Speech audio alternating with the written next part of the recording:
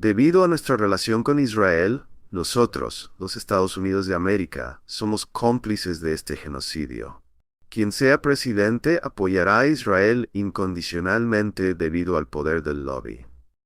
Hoy en el centro del escenario está John Mearsheimer, un renombrado científico político y un influyente académico en relaciones internacionales. El profesor Mearsheimer ha sido vocal en el discurso público sobre las guerras en Gaza y Ucrania y se une al centro del escenario para aplicar sus teorías a la guerra en curso en Gaza y las aspiraciones de Israel en la región.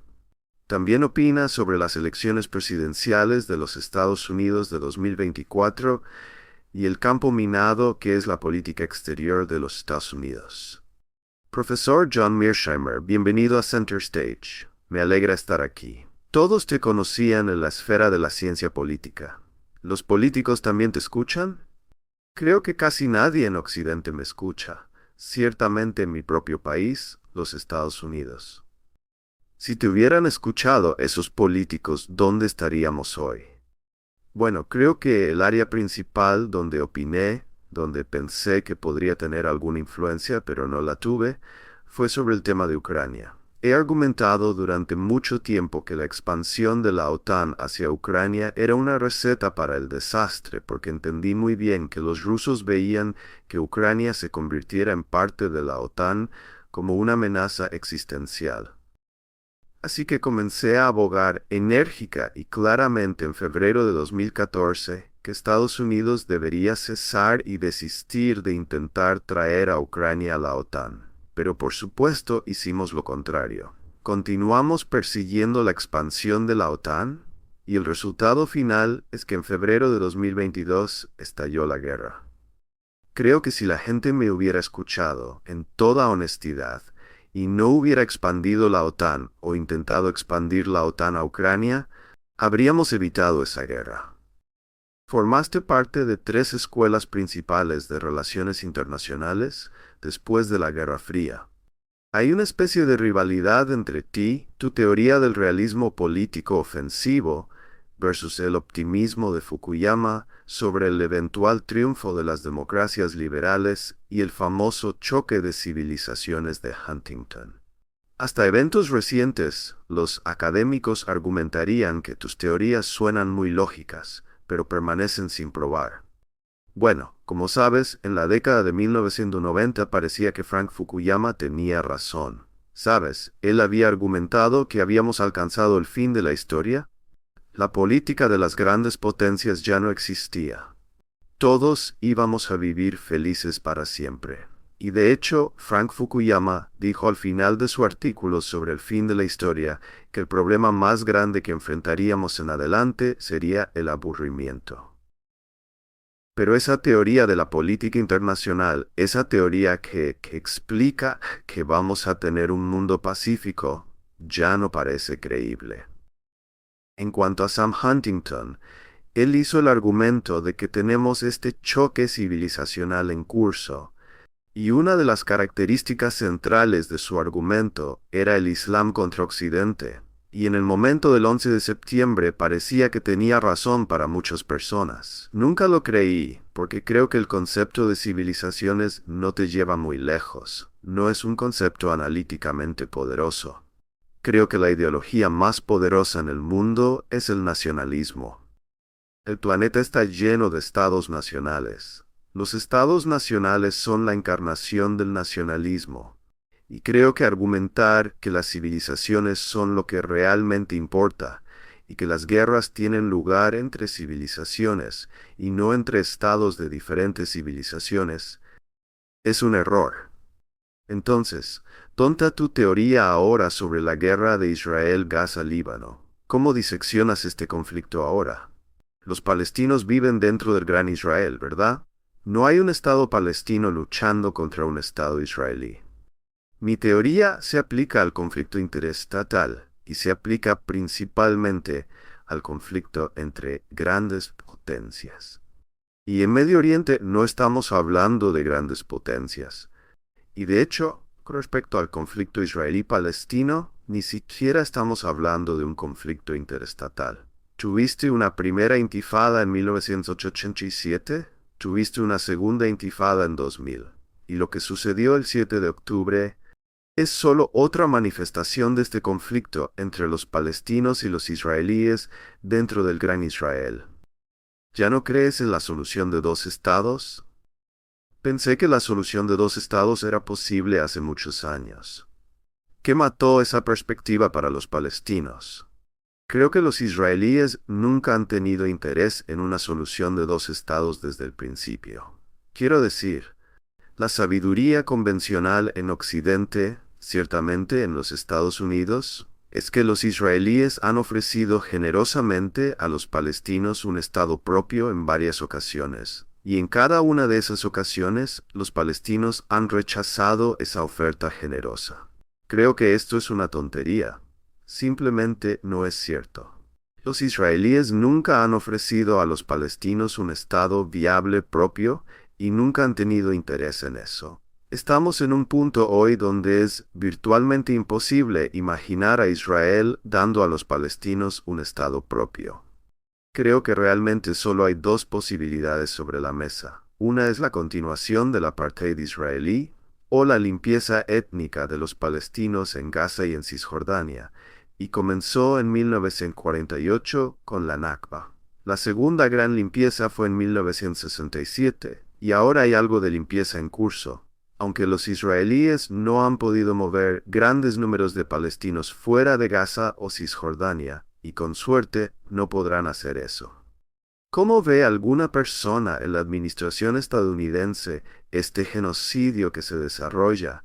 Ve estas imágenes horribles y simplemente continúa con estas políticas pasivas y casi de apoyo hacia Israel. Me pregunto yo mismo, quiero decir, están bajo una tremenda presión del lobby israelí para apoyar a Israel, pase lo que pase.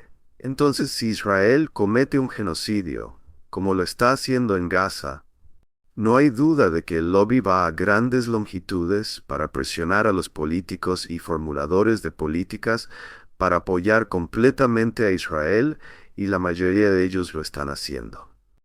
Estoy asombrado de cuántas personas se han levantado y han dicho que esto es inaceptable, que esto tiene que parar.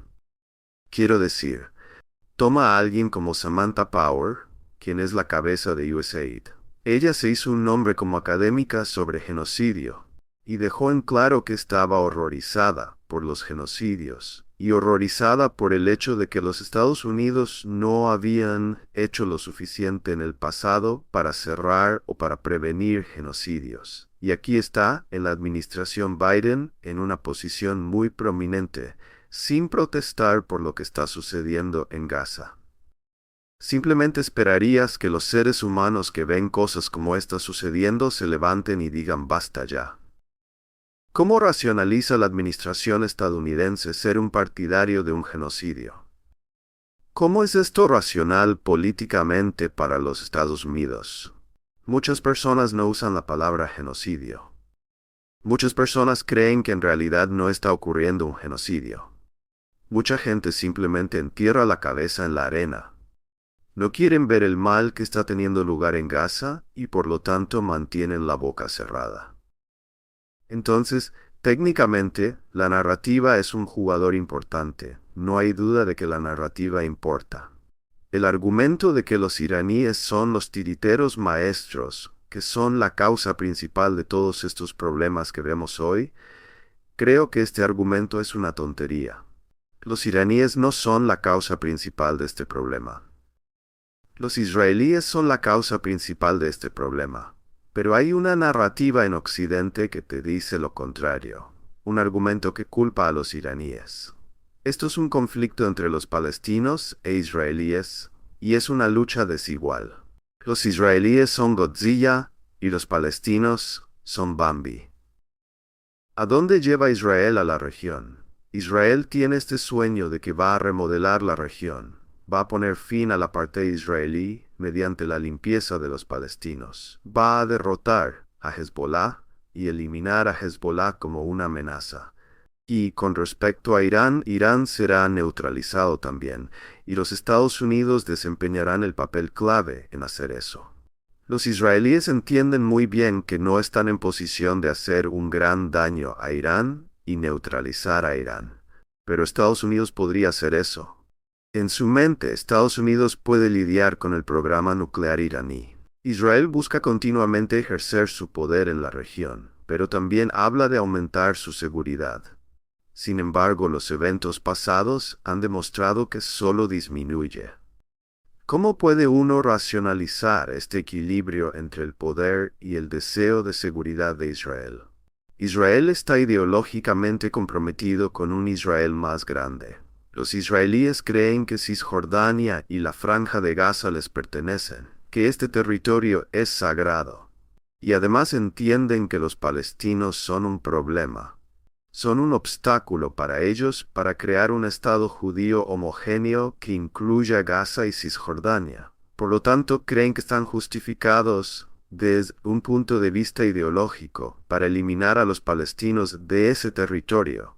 Y hacen un argumento sobre seguridad que va junto con ese argumento ideológico. Cuando era joven y comencé a estudiar el conflicto árabe-israelí, los israelíes luchaban guerras contra los egipcios, contra los sirios, contra los jordanos.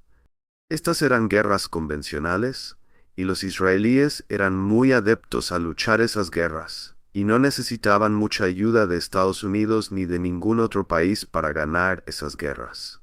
Si piensas en el mundo en el que vive Israel hoy, ya no le preocupa luchar una guerra convencional contra Egipto o una guerra convencional contra Siria.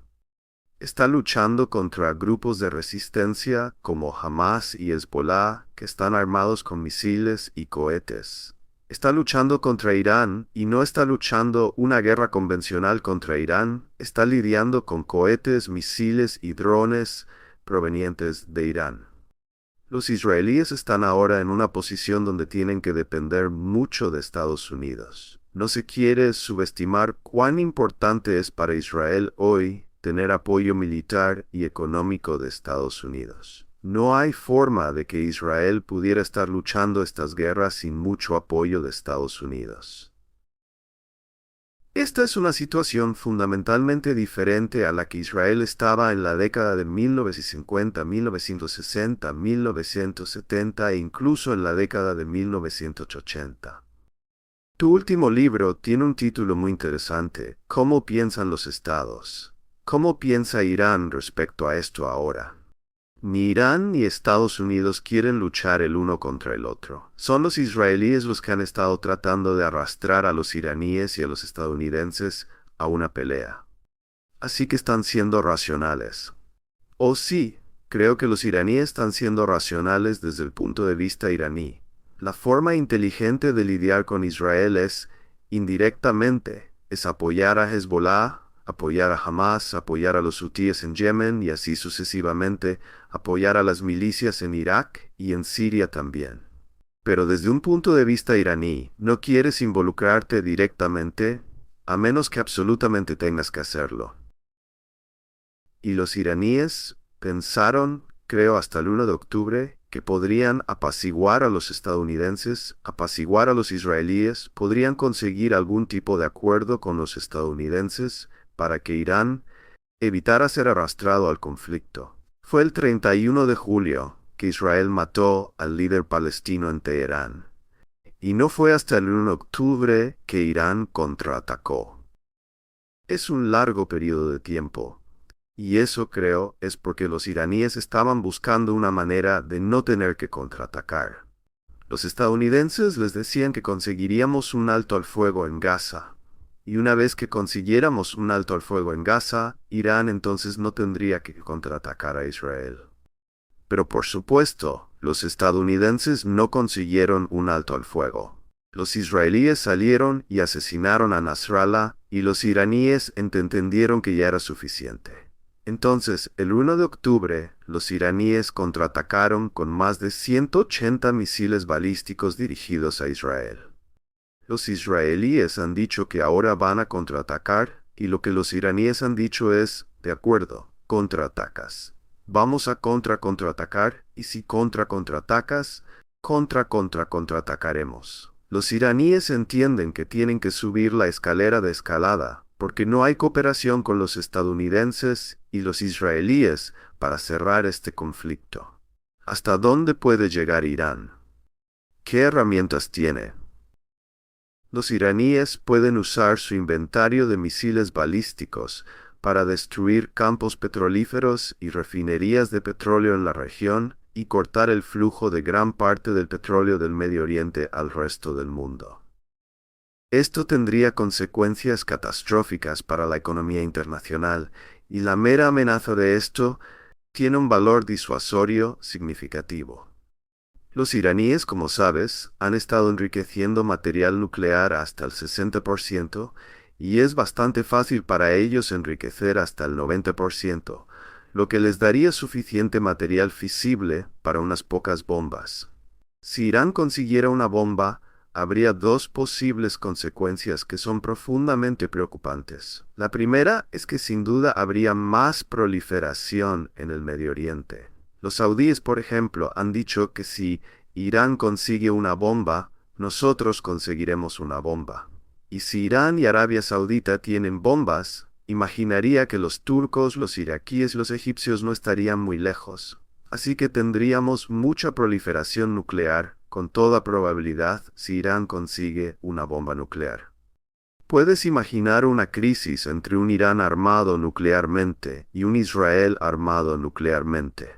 Eso es realmente aterrador. Mencionaste la importancia y el peso del lobby israelí en las elecciones de Estados Unidos y en la política exterior de Estados Unidos. ¿Qué quiere AIPAC de ese presidente?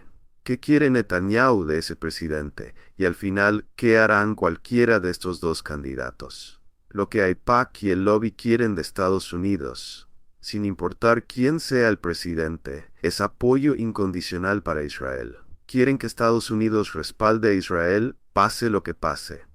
Lo que Israel quiere es exactamente lo mismo. Israel quiere que Estados Unidos apoye lo que Israel haga.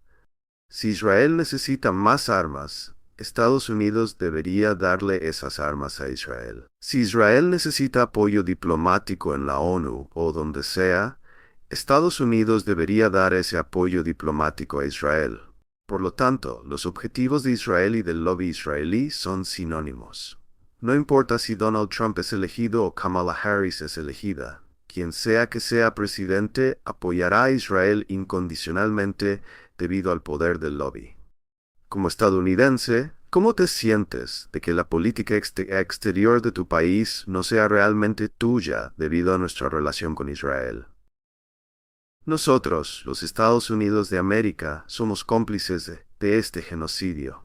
Así que creo desde un punto de vista moral, así como desde un punto de vista estratégico, que el apoyo incondicional de América a Israel es incorrecto en extremo. No es de interés estratégico de América apoyar a Israel. Esto me lleva de vuelta a la pregunta, ¿cómo es esto racional para los Estados Unidos? ¿América está siendo racional en esto? No, no lo es. Es muy importante entender que los estados no siempre se comportan racionalmente, y en términos de la relación de Estados Unidos con Israel a lo largo del tiempo, y ciertamente con respecto a la relación de esos Estados Unidos con Israel hoy, esto no es un ejemplo de comportamiento racional. Esto no es un comportamiento estratégico. Si tuvieras la oportunidad de que el próximo presidente de Estados Unidos te escuchara, ¿qué le aconsejarías que hiciera? Bueno, yo argumentaría que Estados Unidos debería esforzarse mucho para alterar su relación con Israel de maneras fundamentales. Creo que cuando los intereses de Israel están alineados con los intereses de Estados Unidos debería apoyar a Israel, y cuando no lo estén, deberíamos poner una enorme presión sobre Israel para cambiar su comportamiento. Y creo que Estados Unidos claramente tiene la palanca para decirle a Israel que tiene dos opciones. Una es que puede tener un Israel más grande, pero ese Israel más grande tendrá que ser una democracia, una persona, un voto, o podemos tener una solución de dos estados, lo que significará poner fin a la empresa de los asentamientos, mover a los colonos de vuelta dentro de Israel, delimitado por la línea verde, y dar a los palestinos un estado viable propio. Eso sería lo primero que haría, Y luego lo segundo que haría es intentar cambiar las relaciones con Irán, porque eso fomentará la estabilidad en el Gran Medio Oriente, y es de interés para América tener más estabilidad en el Medio Oriente más amplio, además de poner fin al conflicto palestino-israelí. ¿A dónde lleva Netanyahu a la región y a Estados Unidos con él? Si Netanyahu está en el poder o alguien más está en el poder en Israel en este momento, no importa en absoluto. Los israelíes son extremadamente intransigentes y eso no va a cambiar. Si algo, Israel se volverá más intransigente en el tema palestino con el paso del tiempo. Israel está en un agujero profundo y lo que están haciendo es seguir cavando. Y la creencia es que van a arreglar este problema. Van a crear un nuevo Medio Oriente donde Israel vive feliz para siempre. No creo que eso vaya a suceder. ¿Qué pasa con los palestinos en todo esto? Estamos hablando ahora de Irán, Estados Unidos, Israel. ¿Qué pasa con los palestinos? ¿Cuál será su futuro? Bueno, la única agencia que tienen los palestinos es rebelarse. Quiero decir, no hay mucho más que los palestinos puedan hacer. Pueden resistir. Los palestinos no tienen mucho apoyo externo. Los hutíes y Hezbollah han estado luchando contra Israel y luchando contra Estados Unidos en defensa de los palestinos. Pero los palestinos no tienen muchos aliados en el mundo y realmente están en una situación terrible y por eso me preocupo mucho por su futuro. Quiero decir, estamos hablando de un genocidio en Gaza. Solo piensa en eso, los israelíes están empeñados en hacer que Gaza sea inhabitable. Bueno, si los palestinos no pueden vivir en Gaza y no pueden salir de Gaza, eso significa que van a morir en Gaza. Y por supuesto los israelíes no solo están interesados en limpiar Gaza, también están interesados en limpiar Cisjordania. Y los palestinos en Cisjordania están en gran parte indefensos, al igual que los palestinos en Gaza, especialmente cuando se enfrentan a Godzilla, que es la FDI. Así que los palestinos están en una posición extremadamente, y estoy eligiendo mis palabras cuidadosamente aquí, están en una posición extremadamente difícil y parece una posición solitaria. ¿Qué pasa con los estados árabes? Si los líderes quisieran realmente defender a los palestinos y proteger sus vidas al menos, ¿qué podrían hacer? El problema es que, dado el equilibrio militar en la región, no hay mucho que los líderes árabes puedan hacer. ¿Qué va a hacer Jordania? ¿Declarar la guerra a Israel? ¿Venir al rescate de los palestinos? El hecho es que Jordania no tiene la capacidad militar para intervenir. Además, un país como Jordania, y esto también es cierto para Egipto, dependen en gran medida de la ayuda económica estadounidense para su supervivencia. Eso le da a Estados Unidos y, en efecto, a Israel una gran palanca sobre Jordania y Egipto, así que no hay mucho que puedan hacer. Rusia está firmando un acuerdo de cooperación estratégica con Irán similar al que firmaron con Corea del Norte. Declararon que tienen una asociación especial con China desde 2022, la guerra ucraniana. ¿Cómo va a cambiar o manifestarse en la región en medio de una guerra? Es la amenaza estadounidense a esos 4 países lo que los ha obligado a trabajar juntos. En lo que respecta al Medio Oriente, los 2 países que importan mucho para el Medio Oriente son Rusia e Irán, y lo que ves que está sucediendo es que los rusos y los iraníes ahora están comenzando a trabajar juntos. Estados Unidos y Rusia están ambos involucrados en el Medio Oriente, y los rusos ven a Estados Unidos como un enemigo mortal, como deberían. Los rusos están luchando, en efecto, contra Estados Unidos en Ucrania. Así que los rusos quieren ayudar a los iraníes, y creo que ahora están ayudando a los iraníes, y será muy interesante ver qué pasa si Irán decide desarrollar armas nucleares. Si Irán comienza a seguir el camino nuclear, se resistirá a Rusia y dirá que no puedes hacer eso. Eso ha sido el caso en el pasado. ¿Quieres recordar que los rusos jugaron un papel clave en armar el JCPOA, que fue el acuerdo de control de armas que involucra a Irán, que ralentizó el programa nuclear iraní? Simplificas tu teoría principal en tu sitio web al explicar, y cito: soy un realista, lo que significa que creo que las grandes potencias dominan el sistema internacional y están constantemente comprometidas en una competencia de seguridad entre ellas, lo cual a veces lleva a la guerra.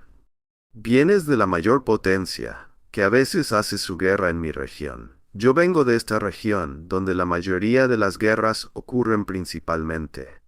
¿Es este el destino de mi gente en mi región? ¿Cómo podemos cambiar eso?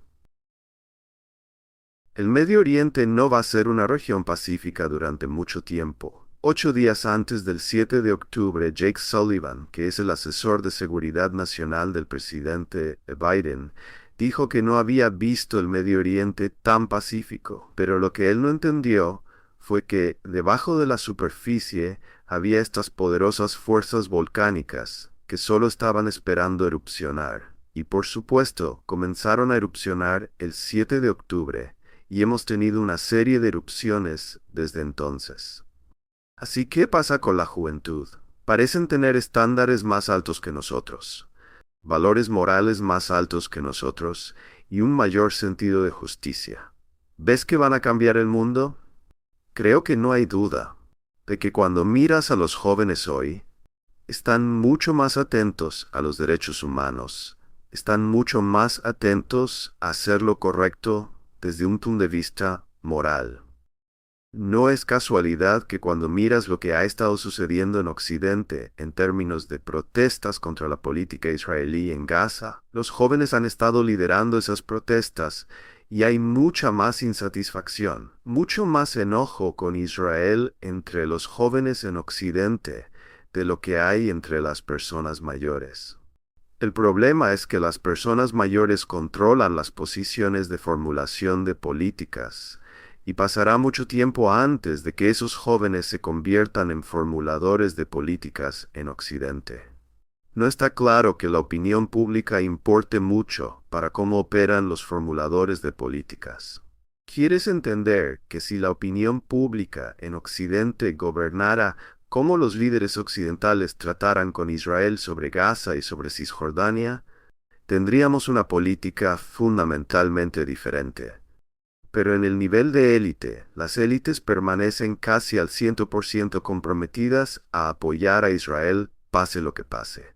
Así que va a tomar mucho tiempo antes de que esos jóvenes lleguen a posiciones de formulación de políticas. Y se podría argumentar, aunque es deprimente decir esto, pero a medida que ascienden en la escalera hacia posiciones de formulación de políticas, es probable que caigan bajo la influencia del lobby y cambien su perspectiva. Muchas gracias, profesor Tom Niesheimer.